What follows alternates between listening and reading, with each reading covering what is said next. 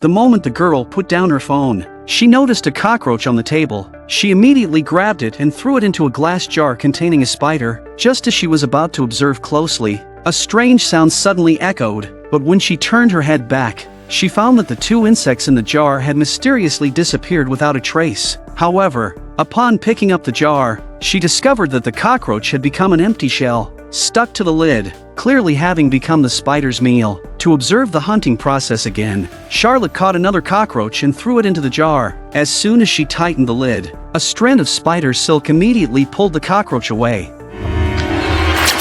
Not only was Charlotte not frightened, but she became even more fond of this cool spider, to the point where she kept it by her side while sleeping and named it Sting. Little did she know, this act would lead to the demise of an entire apartment building. Yet, when Sting escaped, it didn't harm Charlotte but instead rushed into the ventilation duct at the base of the wall. Meanwhile, a crisis was silently approaching the sleeping neighbors. That is, until the next day, when Charlotte's family, who were at work and studying, suddenly heard a horrible scream.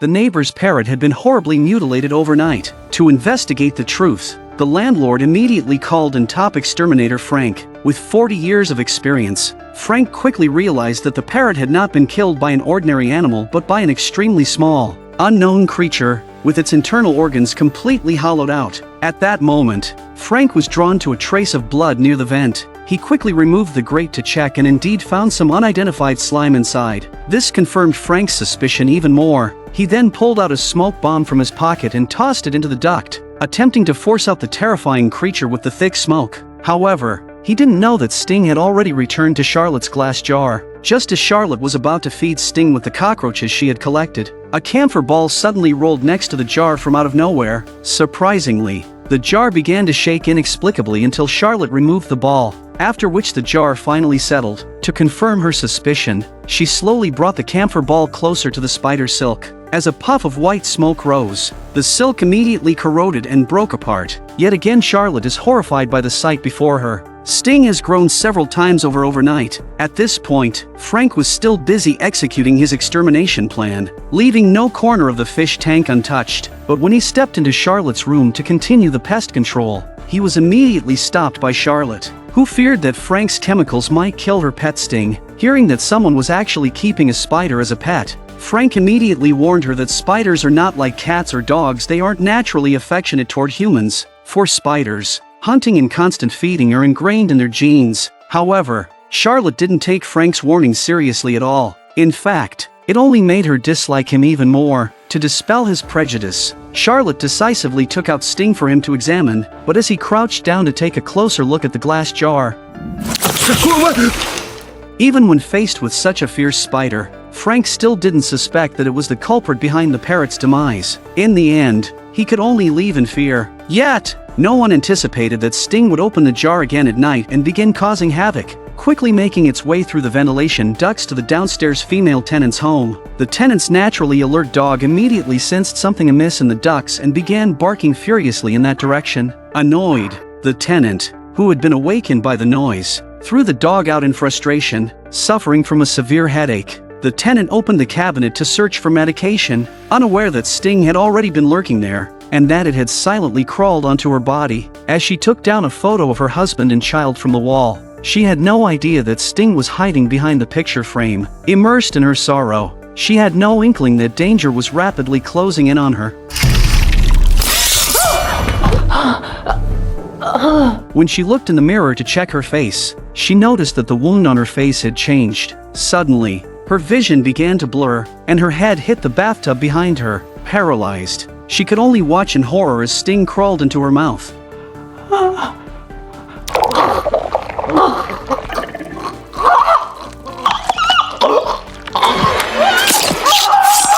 The next day, completely unaware, Charlotte knocked on her neighbor Eric's door, hoping to find a new container for the rapidly growing Sting. As a biology student, Eric happened to have a large fish tank available, but when he asked Charlotte what species Sting was, she hesitated, as she couldn't find any information about this spider online. So, she ended up sharing all of Sting's behaviors and habits with him. However, Eric didn't believe anything Charlotte said because, in his knowledge, such a spider couldn't possibly exist in nature. To confirm that what she said was true, Charlotte said she would prove it to him herself. Seeing the cockroach disappear before his eyes, Eric immediately realized that Sting was something extraordinary. He quickly agreed to give Charlotte the fish tank for free, on the condition that he be allowed to feed Sting himself. Charlotte readily agreed to his request, unaware that this decision would bring unimaginable disaster upon him. As soon as Charlotte left, Eric called his father and asked him to come over immediately. The moment they met, Eric told him everything about Sting in detail, but Eric's father found it hard to believe that his daughter would keep such a vicious spider as a pet. However, the scene that followed left him with no choice but to believe everything Eric had said.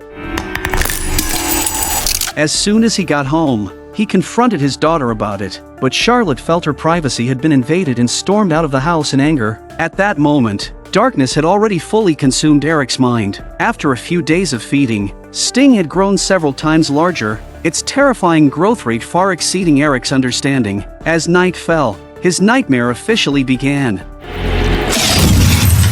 Meanwhile, Eric's father was still furious about the spider, and his wife and daughter were stunned, watching in fear. To prevent her husband from doing anything rash, Eric's mother quickly sent Charlotte and her younger brother to their room, while she tried to reason with him. But at that moment, Charlotte, wearing headphones and playing a game, was completely unaware of Sting lurking on the ceiling. Eric's mother, chatting with her husband in the living room, was the first to notice the giant Sting on the ceiling. Just as her husband turned around, he was knocked to the ground by the spider. Immediately after, his wife was similarly brutalized, paralyzed. Eric's father could only watch in horror as his wife was dragged away. He tried with all his strength to call out for his daughter. However, Charlotte, absorbed in her game, only noticed the dog barking incessantly beside her. Thinking the dog was hungry, she went to get it some food, completely unaware that her parents were about to become Sting's next meal. The arrival of food didn't stop the dog from barking. It was only then that Charlotte sensed something was wrong and decided to take off her headphones and check the living room,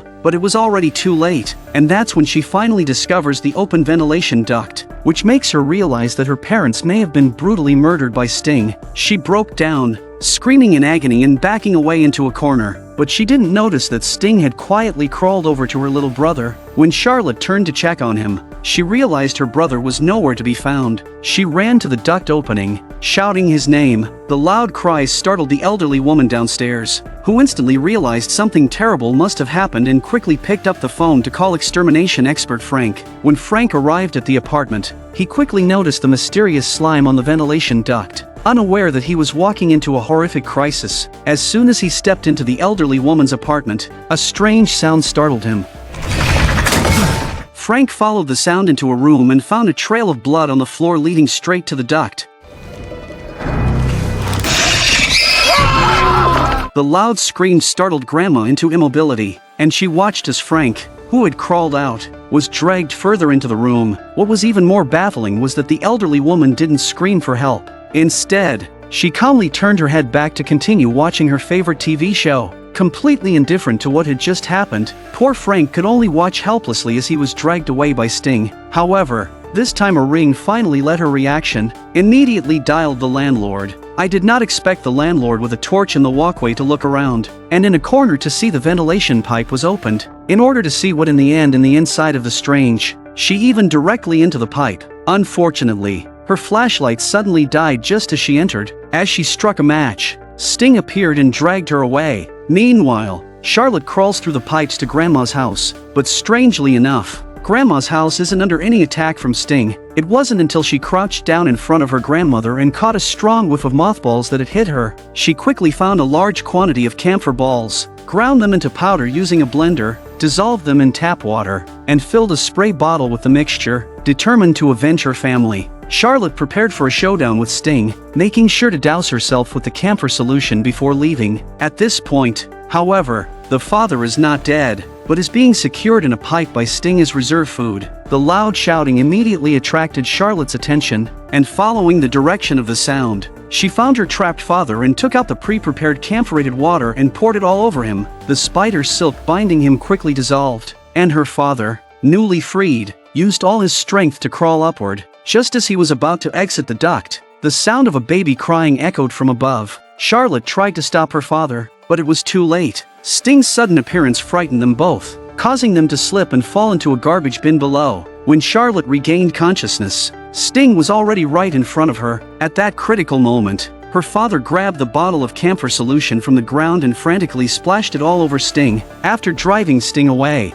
he quickly moved Charlotte to a safe spot, only for Frank to suddenly fall out of the duct. Even now, Frank still didn't know what had attacked him until Charlotte explained the situation. Overwhelmed, Frank finally broke down. As he tried to leave, Frank discovered that Sting had already locked the door from the outside. In a panic, he grabbed the last bottle of camphor solution, doused himself with it, and pulled out his nail gun, vowing to take Sting down. No sooner had he spoken than Sting burst out of the duct. A terrified Frank shoots at the pipe, and instead of hurting Sting, his poor marksmanship fucks up the fire sprinkler head right in the face. Suddenly, a torrential downpour began inside the basement. Charlotte quickly realized that the water was washing away the camphor scent from her body. Sting spits out a handful of spider silk straight away and pulls Frank away.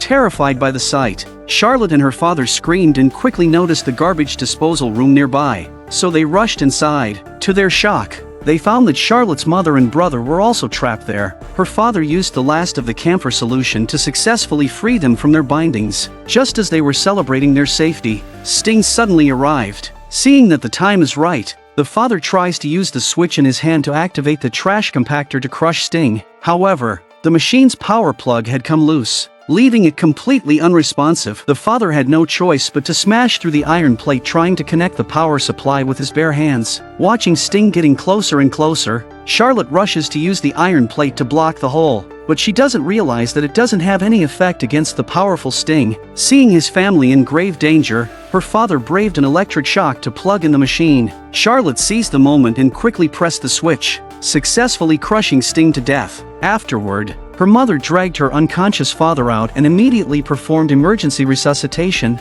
successfully reviving him, but they had no idea that Sting had already laid countless spider eggs.